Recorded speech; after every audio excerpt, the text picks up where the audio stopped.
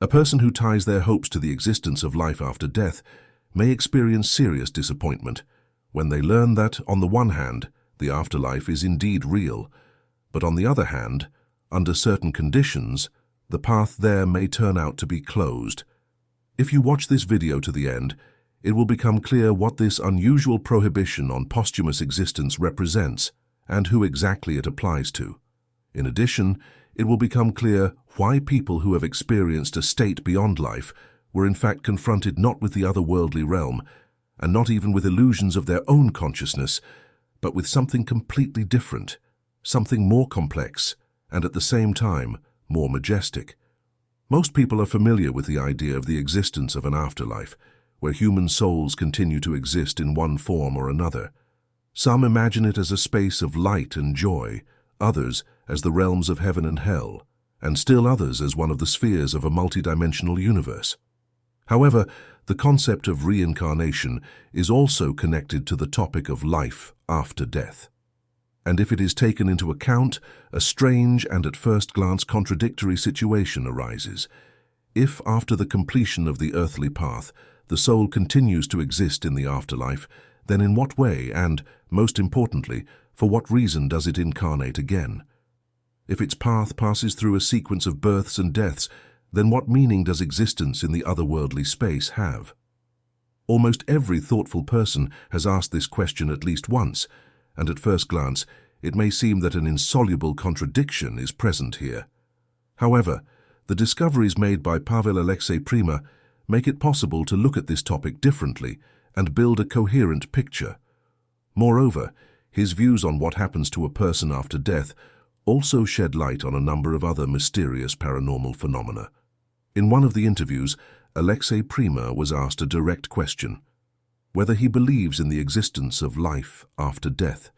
He replied that he does not believe in it in the same way that he does not believe in the existence of air, because he does not believe, but knows for certain that it is so. Such confidence had its grounds. In the 1990s of the previous century, Alexei Prima headed a unique organization called the Center for the Study of Anomalous Contact Situations with UFOs. Together with his colleagues, he studied unusual phenomena and events that cannot be explained from the point of view of classical physics. Within the framework of the center's work, numerous experiments were carried out, both using high-precision scientific instruments and employing hypnotic methods. Particular attention was paid to the question of the existence of the soul, as well as to where it goes after the death of the physical body and what happens beyond the boundaries of familiar reality. One of the key discoveries made by Alexei Prima and his team was that death concerns not only the physical body, but also a certain part of the so-called spiritual substance of a person. This means that the process of dying is significantly more complex than official science had assumed and affects not only the material shell, but also the energetic component. This fact directly influences what happens to a person after the completion of earthly existence.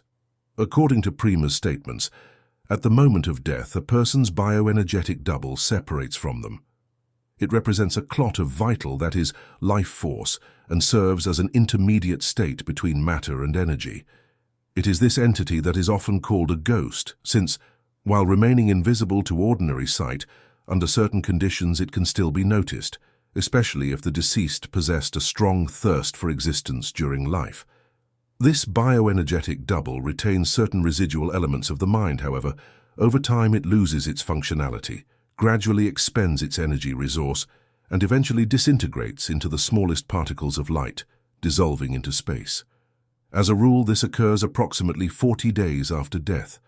Even before this process is completed, and sometimes much earlier, a luminous astral form with egg-like contours separates from the bioenergetic double, as if emerging from a protective shell. According to Alexei Prima, this is precisely what should be considered the soul. However, there are situations in which this separation occurs prematurely, before the bioenergetic double has exhausted its resource. In such cases, it is forced for some time to remain suspended between the earthly and astral worlds, and in the most unfavorable scenario, it may fall under the influence of a dark form of consciousness. According to Prima, This explains the fact that sometimes entities come to people in dreams, or even in waking reality in the guise of kind, benevolent, and familiar faces, often relatives, yet at the same time they carry aggression and a desire to cause harm. After the final separation from the bioenergetic double, the soul moves into a parallel reality. More precisely, it is carried there by the so-called bird of death, images of which can be found, for example, on some ancient Egyptian mystical frescoes. It is noteworthy that in many shamanic traditions, there is also mention of an otherworldly spirit in the form of a giant bird that carries away the human soul. The souls of ordinary people are taken by it to the afterlife, while those destined to become shamans are carried to a space where they receive sacred knowledge. However, as Alexei Prima emphasized, not every person is carried into the afterlife dimension by the bird of death. There exists a category of people who are categorically forbidden to appear there. One might assume that this refers to people with especially grave sins for whom there is no place in otherworldly realms, but according to Prima, the reason lies in something entirely different. He asserted that a person must remain on Earth for exactly as long as is necessary to fulfill the program with which they were sent into this world. Until this program is completed, the path to the otherworldly sphere remains closed. This state of affairs is confirmed by the accounts of people who have experienced clinical death. Many of them noted that they were not allowed into the afterlife and were sent back, because their time to depart had not yet come, and their life task had not been brought to completion, for example in the case of a sudden accident. Naturally, by that point such people, as a rule, have not managed to realize all of their life goals. That is why, in the opinion of Alexei Prima, they are destined for a new incarnation in order to complete everything that was predetermined. A certain logic can be traced here. Human life resembles an examination of spiritual maturity. Those who cope with the test move forward, while those who fail to complete the assignment are forced to go through the same stage again. Prima also believed that if a person's earthly path is cut short prematurely, their soul strives to return to the material world as quickly as possible, most often incarnating not far from the place of their own death. Similar views are present in a number of ancient mystical teachings. Thus, in Tibet, after the death of a prominent spiritual leader of an esoteric school, it is customary to search for their new incarnation near the place where they previously lived.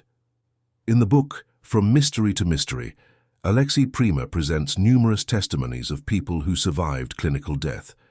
By analyzing their accounts, he came to the conclusion that most of them did not see the true afterlife, but only its threshold. At the same time, the transmission of information about the genuine otherworldly space to the living, according to him, is under a strict prohibition for the dead. This is how Prima explained this topic. According to him, none of these people actually visited the true afterlife. Figuratively speaking, a person is only allowed to see the river Styx, but not to cross it. In other words, one can perceive only the entrance to another world, but cannot be inside it, and what lies beyond remains unknown. In the same book, Alexei Prima describes a vivid and illustrative case involving a doctor who once met his deceased mother in a garden. Naturally, he asked her what happens in the other world. In response, he was told that the dead are forbidden to speak about such things. It was believed that those who govern the otherworldly realm consider such knowledge unnecessary for people, since it could confuse the mind and involuntarily push a person toward prematurely shortening their earthly existence. Everything has its proper time, as the saying goes. In addition, those who have not fulfilled their life task are not allowed into the true afterlife in any case. Therefore, even people who have experienced clinical death actually saw only what they were permitted to see. Most often, this was nothing more than a transitional zone between the physical and subtle worlds, and for some people, for certain reasons, nothing was shown at all. However, this does not mean that nothing exists beyond earthly being.